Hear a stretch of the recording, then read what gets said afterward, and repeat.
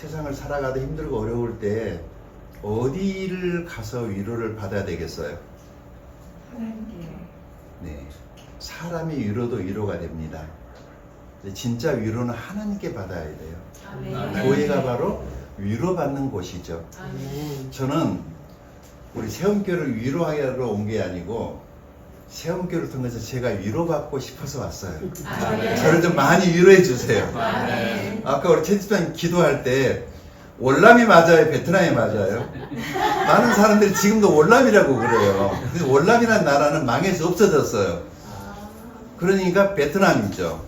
남북으로 나눠져 있다가 전쟁을 통해 가지고 이제 북쪽이 남쪽을 먹어 가지고 통일이 돼서 베트남이라는 나라는 잊혀진 나라, 없어진 나라예요. 그래서 저도 월남에 갔는데 월남이 없어. 베트남만 있고. 베트남이 있다 보니까 메마른 곳이잖아요. 선교지는 힘들고 어려웠어요. 그럼 어떻게 된 것인지 벌써 8년 됐는데 다시 또 이제 비자 문제로 막혀가지고 이번에는 언제 갈지 모르겠어요. 원래 한 10년 정도 예정하고 갔는데 벌써 8년 됐으니까 2년 더 있으면 마무리하고 나오려고 그랬는데 문제가 좀 생겼기 때문에 어쩌면 목포에 있는 시간이 조금 더 길 수도 있겠다라는 생각을 해요. 사람은요, 자기라는 존재가 인정받는 곳에 가는 거거든요. 우리 청년들, 젊은이들 누구나 다 마찬가지예요. 자기를 인정해 주는 곳에 가고 싶은 거예요. 갔더니 야단치고 뭐 책망하고 혼내키는 곳에 누가 가고 싶겠어요? 교회는 와서 격려를 받고 위로를 받아야 돼요. 세상에서요 다 그렇게 살잖아요. 종종 이런 질문을 많이 해요.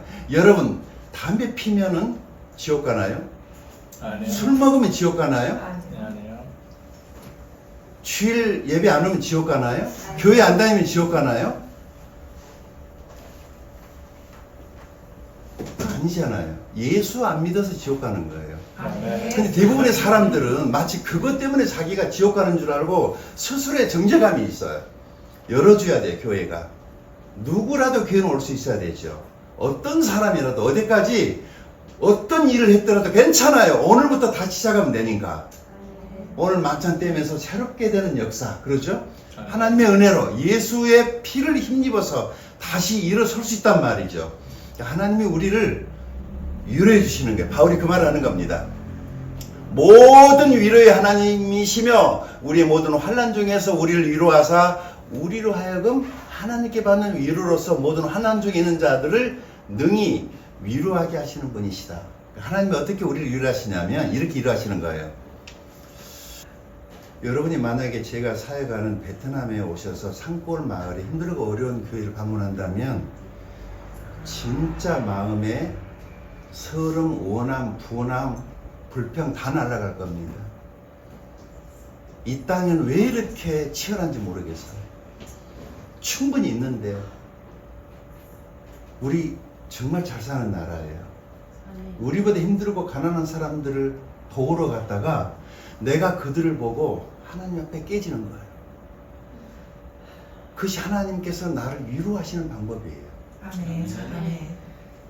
교회에 뭐 사람 숫자 적다고 전혀 문제되지 않아요. 성경에는 교회는 그냥 교회이지 사람 수 많냐 적으냐 그거 카운트하지 않아요. 가족에 몇 사람 모여 있어도 성경은 그걸 교회라고 그랬지 큰 교회 작은 교회 이런 말 없어요. 그냥 교회는 교회 그대로의 완벽한 거예요. 왜냐하면 하나님의 교회이기 때문에. 아멘. 기죽지 마세요. 괜찮아요. 저도 이렇게 시작했잖아요. 식구들끼리 키다 둘쳐매고 때가 되면 하나님께서 또 사람도 더 보내주시고 그러겠죠. 아무튼 이렇게 해요. 바울이 왕창 깨졌잖아요. 너무너무 또 심한 고장을 받아가지고 살 소망까지 끊어진 그런 상황에 그런 자기를 보고 많은 사람들이 처음에 비난했지만 나중에 그런 사도 바울을 보고 위로받는 거예요. 사도가 저래도 돼? 명색이 사도인데. 바울이 그 얘기를 하는 거죠. 처음에는 그걸 이해를 못했는데 하나님께서 우리를 혹독하게 다스리는 이유가 우리를 통해서 다른 사람이 어떻게? 위로받게 하시려고.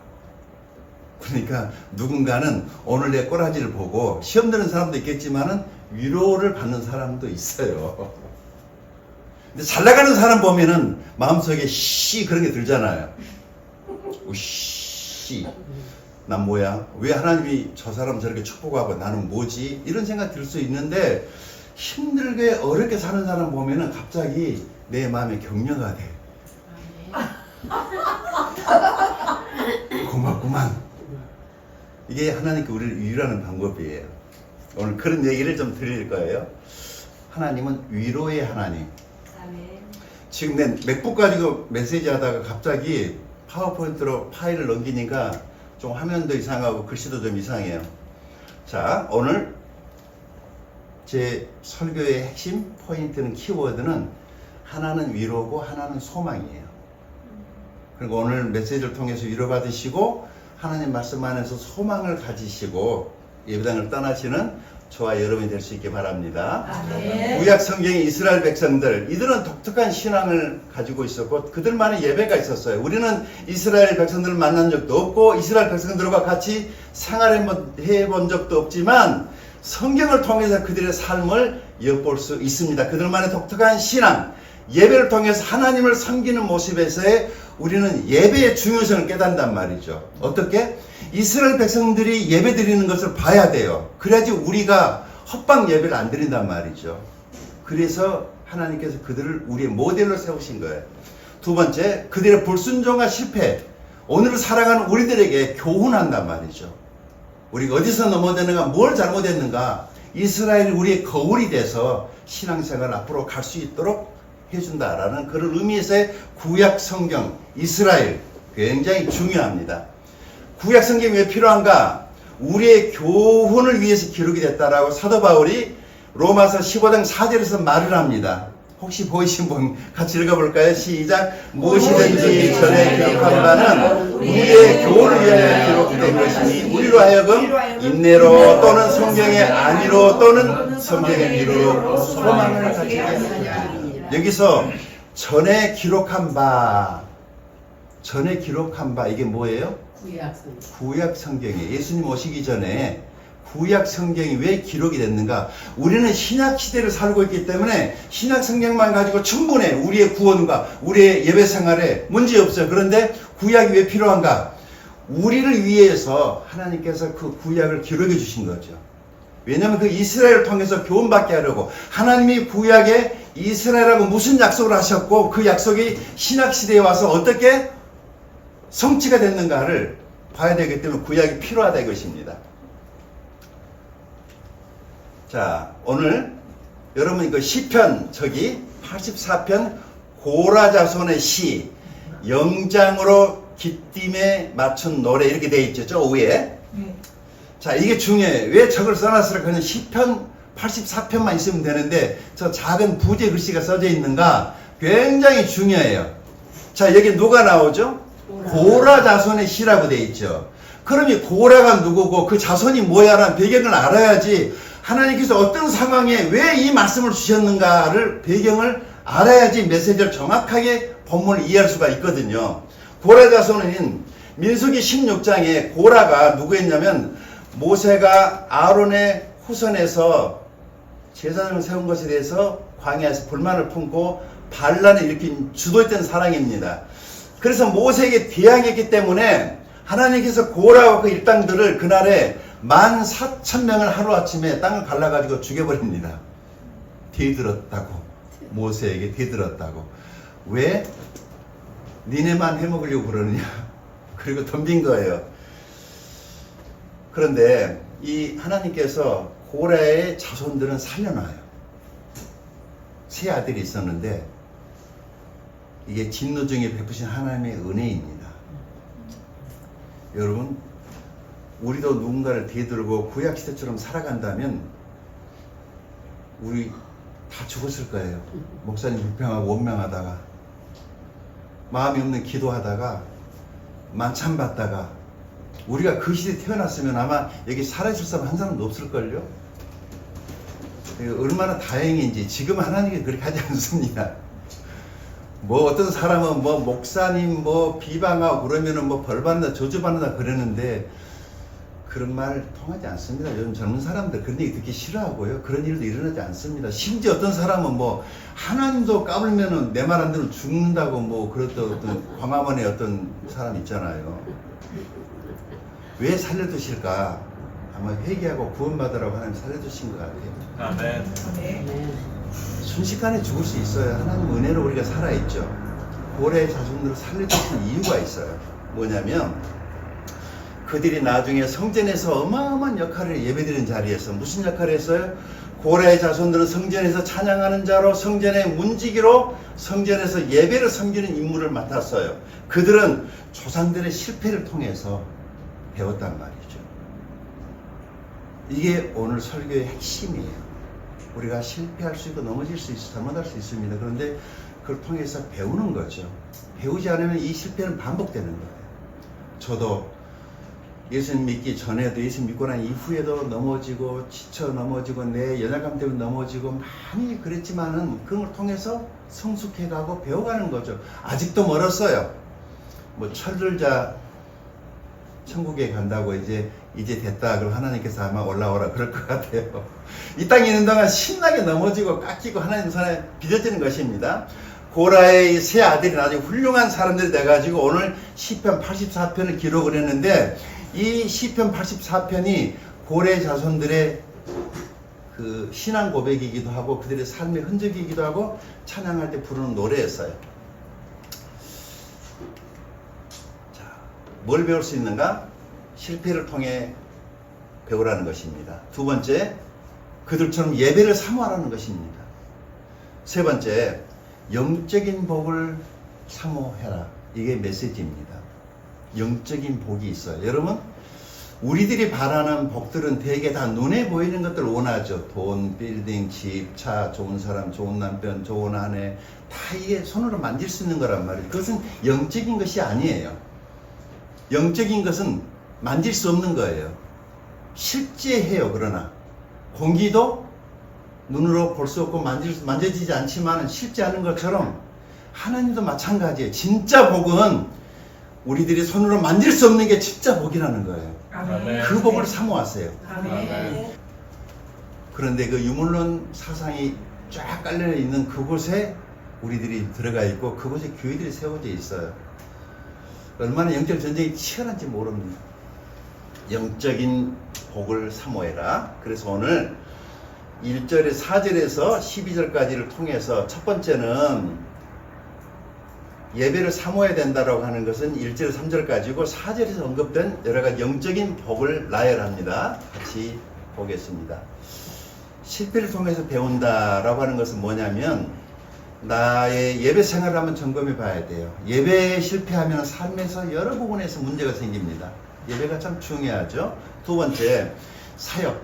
나는 그냥 썬데이 크리스찬인가 아니면 교회에서 뭐라도 좀 하나님 내게 준 은사로 그 물질이든 아니면 다른 은사로라도 내가 예배를 같이 섬기고 있는가 라는 그런 의미로 평가되는 것이고 세 번째, 섬김.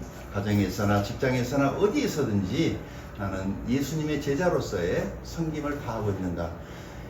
이런 것으로 우리의 실패가 평가돼야지 돈을 많이 벌었느냐 사업에다 망했느냐 그런 게 아니고 우리들의 체크 포인트는 이거라는 거예요. 자, 넘어가죠. 두 번째, 예배를 사모해라. 1절, 만군의 여호와의 주의 장막이 어찌 그리 사랑스러운지요. 2절, 내 영혼이 여호와의 공정을 사모하여 쇠약하며 내 마음과 육체가 살아계신 하나님께 부르짖나이다. 하나님의 제단에서 안식을 찾는다는 것이 여기 3절에 나의 왕 나의 하나님 만군의 여호와의 주의 제단에서 참새도 제 집을 얻고 제비도 새끼들 보금자리를 얻었나이다. 어떤 목사님이 집에서 새를 키웠대요. 그런데 새가 어느 날 새장을 탈출해가지고 나가버렸어. 목사님이 애타게 기다리는데 며칠 후에 밖에 나갔다 들어오니까 새가 왔는데 죽어있더라는 거예요. 새도 자기 살던 집에 돌아와서 죽더라는 거죠. 여러분, 물고기는 어항이 아무리 좁아도 그 안에 살아야 돼요. 좁다고 뛰어나가면 어떻게 되죠? 죽는 겁니다. 예수 믿는 사람들에게 꼭 필요한 게 교회예요. 자기 교회가 있어야 돼요. 자기 목사가 있어야 돼요. 목포도 막 400개의 교회가 있지만은 그 교회가 다 내 교회 아니에요. 목사님 수천이 있지만은 그 목사님 중에 한 분만 내 목사예요. 자기 목사가 있는 사람, 자기가 모든 것을 바쳐서 섬길 수 있는 교회가 있는 사람, 그 사람이 행복한 사람이에요. 아멘. 셋째, 영적인 복을 사모하라. 여기 4절에 주의 집에 사는 자들은 복이 있다. 여기 주의 집이 교회죠. 아멘. 교회는 희노애락을 함께 같이 하는 공동체예요. 같이 가야 돼요. 서로 부대끼기도 하고 서로 다른 사람이 들어왔으니까 서로 맞지 않을 수도 있지만 괜찮아요. 시간이 지나가면서 익숙해져 가는 거예요. 어떤 교회가 좋은 교회냐? 예배 때마다 새로운 영혼이 찾아올 수 있으면 정말 좋겠죠. 제가 목포에서 사역을 할 때 지친 시간을 17년이었는데 그 사역을 지치지 않도록 해줬던 게 영혼 구원이 있었어요.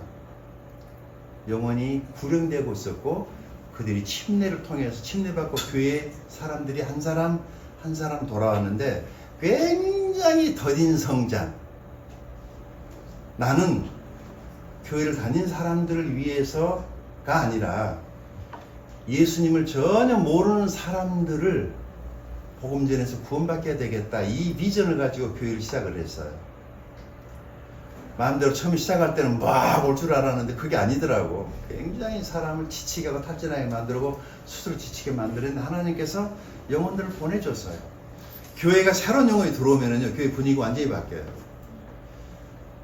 그 전에 우리 같이 목포 성서 침례교회 생겼으니까 그때 막 전도 대회를 하고 제가 한번 전도한 적이 있어요. 자랑하려는 게 아니고 사람을 전도해 가지고 오면은요, 그날따라 목사님의 설교가 왜 그렇게 긴지, 왜 그 본문인지, 왜 하필이면 그 허구만한 찬양 놔두고 그걸 찬양을 부르는지. 왜냐하면 지금 내가 VIP를 모시고 왔기 때문에 모든 관심이 여기에 있어요. 교회가 보이는 거예요. 교회에서 무슨 찬양을 하고 무엇에 집중해야 될 것이 보이는 거예요. 그런데 늘 그 사람만 모이면은 교회에 보강해야 될 거 허점이 보질 않아요. 성장이 없어요. 새로운 사람들을 초청하세요. 목사님 메시지가 달라질 거예요. 사모님의 점심 식사 메뉴가 달라질 거예요. 아멘.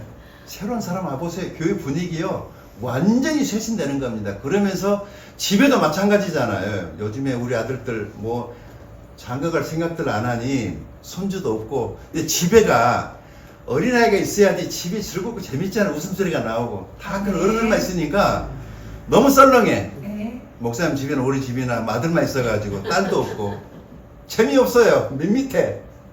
새로운 사람들 교회에 와야 되죠. 두 번째, 5절 같이 읽어가 시작. 주께 물었고 그 마음에 시온에 데려가는 자가 복이 있다. 구원의 확신. 죄된 세상을 살다가 어느 날 예수님 복음을 듣고 구원받아서 하나님의 자녀가 됐다면 복은 다 받은 거예요. 뭘 더 바라지 마세요. 더 바라지 마세요. 하나님은 나를 볼 때 누가 생각난 줄 아세요? 나는 나를 보면 창피하고 하나님 앞에 설 자격도 안 되지만 하나님은 나를 볼 때 누가 생각날까요? 예수님. 그래서 내 삶을 통해서 예수님의 형상을 하나님이 찾고 싶은 거예요. 축복하겠어 안 하겠어요? 근데 자꾸 엉뚱한 데로 얘가 가. 그래서 하나님이 맞고 때리고 돌아와서 내가 주는 복으로, 왜냐하면 나는 예수님하고 바쁜 자이잖아요. 하나님이 내 가치를 예수님만큼 부여하시는 거예요. 그래서 이 구원이 굉장히 중요합니다. 세 번째, 삶의 어려운 시련으로 인해서 눈물을 많이 흘린 사람. 눈물 골짜기. 그것이 서러움에 울었던지 내 서름에 울었던지 싸워가지고 져서 울었던지 실패해서 울었던지 뭐 하여간 눈물을 많이 흘린 사람이 복이 있다는 거예요. 눈물은 부끄러운 게 아니에요. 하나님 앞에서 흘린 눈물은 부끄러운 게 아니에요. 여성분들 특별히 많이 우세요. 그러면 진짜 예뻐져요. 남자도 똑같아요. 좋은 화장품 필요 없어요. 많이 누르고 나면은요, 피부도 좋아지고, 그러죠. 울으면 부끄러운 게 아니에요. 하나님 앞에 가서 우세요. 그래서 서울 여의도 전봉교회가 부흥한 그 여러 가지 이유 중에 하나가 새벽 기도회 때 성도들이 나와서 울 수 있는 자리를 교회가 제공했다는 말이 있잖아요. 세상은 독해야지 산다라고 그랬지만 아니에요. 독하면은 죽습니다. 독하게 살려다가 사람이 병결로 죽고 일찍 죽고 단명하고 그러잖아요. 독한 게 중요한 게 아니에요. 사람은 강해야 돼요. 하나님 안에 있을 때 강해지는 겁니다. 눈물을 많이 하나님 앞에서 흘리시고 부끄럽게 생각하지 마시고 괜찮아요. 그런 사람이 복이 있다. 이른 비가 복을 채워주시나이다. 계속해서 볼까요? 4절 하나님께 힘을 얻는 자가 복이 있다. 그들은 힘을 얻고 더 얻어 나아가 시온에서 하나님 앞에 각각 나타나리이다. 5번째 기도할 대상이 있는 사람, 복 있는 사람이라는 거죠. 아멘. 우리는 예수님의 이름으로 기도하면 하나님이 우리 기도를 들어주신다고 약속했으니까 그냥 하나님께 기도합시다. 아멘. 6번째 하나님으로 방패를 삼는 자가 복이 있다. 우리 하나님 방패이신 하나님, 하나님이 나를 막아주면 삽니다. 아멘. 아멘. 하나님 나를 막아주면 삽니다. 그러죠? 뭐냐면은요, 이 새가 평소에 잘 날아다니는 새인데 땅에 내려와서 뭘 이렇게 벌레를 잡아먹다가 갑자기 큰 짐승이 뻥! 하고 나타나면은 갑자기 깜짝이야! 하는 순간에 날개가 펴지질 않는데요. 그리고 그 짧은 발로 도망치다가 잡혀먹어, 짐승에게.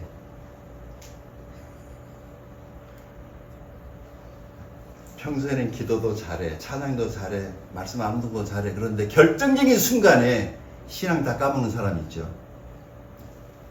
똑같아.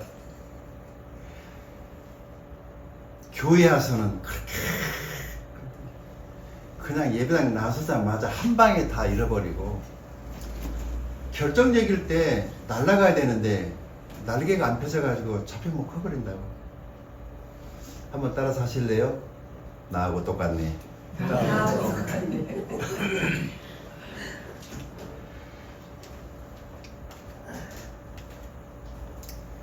하나님의 집 문지기로 있기를 사모하는 자, 복 있는 사람입니다. 정직하게 행하는 자, 복 있는 사람입니다. 맞습니까? 아멘. 주를 의지하는 자, 복이 있는 사람입니다. 성경이 그렇게 말을 하는 거예요. 그러니까 세상 사람들이 말하는 복하고 성경이 말하는 복은 전혀 다르죠. 이것을 영적인 복이라고 그래요. 이런 복을 누리시는 저와 여러분이 될 수 있기를 축복합니다. 아멘. 자, 실패를 통한 성장, 실패를 인정해야 되고 고라 자손들처럼. 그 다음에 교훈을 얻어야 돼요. 실패를 통해서 교훈을 얻고 삶에 적용하는 것. 그 다음에 새로운 시작을 준비하는 것. 이게 굉장히 중요합니다. 자, 오늘 결론입니다. 위로와 소망의 메시지, 실패를 통해서 배우고 예배의 중요성에 대해서 배우고 영적인 복을 추구해야 된다라고 하는 것에 대한 말씀이었습니다. 제가 여기 아르메니아 대지진 이야기를 해드리겠습니다. 1988년에 아르메니아에 어마어마한 지진이 점심시간 때쯤에 갑자기 17초 동안 땅을 흔들었는데 인구 2만 명의 그 도시에 7,500명의 사람이 죽습니다. 순식간에 지진으로 인해서 사람들이 죽고 세계 각 나라에서 구조대가 파견이 되고 해서 복구 작업을 했어요. 그런데 어떤 학생 하나가 15일 만에 조그만 어린아이가 구조대원에서 살아나옵니다. 나중에 한 달 후에 병원에 기자가 찾아가서 물어봅니다. 네가 어떻게 15일 동안 견딜 수 있었느냐고. 이 아이가 하는 말이, 일주일 동안에는 친구들이랑 갇혀가지고 조그마한 교실 무너진 그 콘크리트 벽에 대부분 죽고 몇 명이 살아있었는데, 시간이 점점 지나면서 지쳐가지고 탈진이 오니까 숨쉬기 힘들다라고 하면서 하나씩 친구들이 죽어갈 때 너무너무 불안했다는 거예요. 엄마를 부르고 아빠를 부르고 기운 없어가지고 죽어갔는데, 아, 나도 저러다가 죽겠구나 라고 했는데 이 어린아이가 이걸 생각했다는 거예요. 나는 아빠가 데리러 올 거야. 왜냐하면 우리 아빠는 언제나 약속을 하면 꼭 지켰기 때문에 나는 우리 아빠가 반드시 나를 데리러 올 것을 믿었다는 거예요. 그리고 친구들이 다 죽었음에도 불구하고 캄캄한 콘크리트 틈바구니에서 자기는 아빠를 기다렸대요. 아빠에 대한 약속, 신뢰, 믿음이 이 아이를 살게 했어요. 오늘 우리들을 견디게 하는, 우리를 이기게 하는, 우리의 신앙을 빛나게 하는 게 뭘까요? 그것은 예수님께서 다시 오신다는 약속 아닙니까? 아멘. 그래서 우리도 힘들고 어렵지만은 우리는 견뎌야 됩니다. 성경의 약속을 믿으십시오. 아멘. 주님은 다시 오실 것입니다. 아멘. 우리 모두 잘 일어나셔서 우리 같이 이 찬양 같이 부르십시오.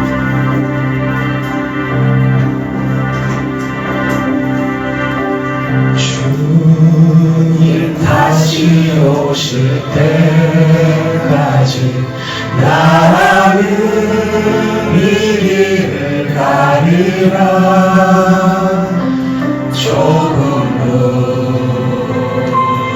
좁은 길 나의 십자가